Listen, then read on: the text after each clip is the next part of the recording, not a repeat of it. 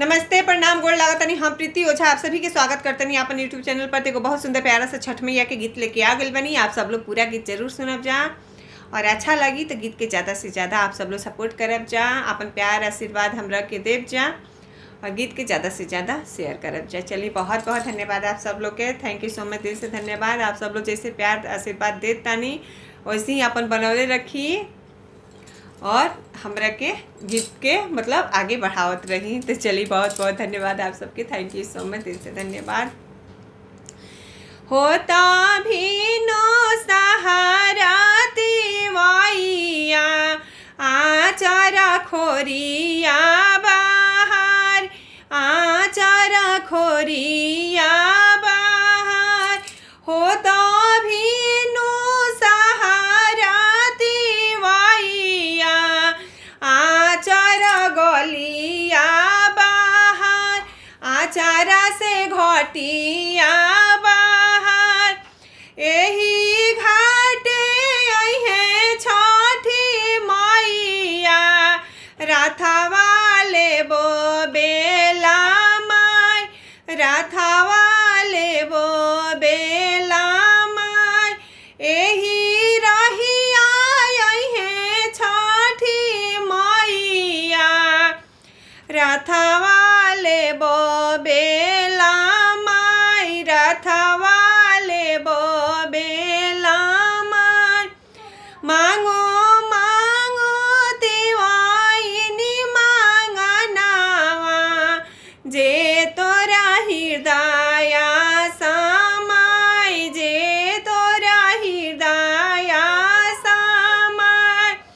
पाँच पुतरा पाँच पतोहिया धियावा देई हजारों, धियावा देई हजारों। पाँच पुतरा पाँच पतोहिया धियावा देई हजारों, धियावा देई हजारों। इहे मांगना हम मांगबो छठी माई पुरब बिजारो, छठी मैया पुरई बिजारो।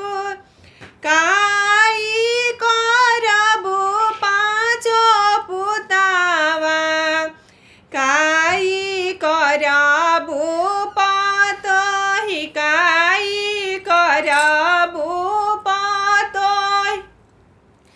काई करबो एक धियावा, काई करबो दामाद, काई करबो दामाद।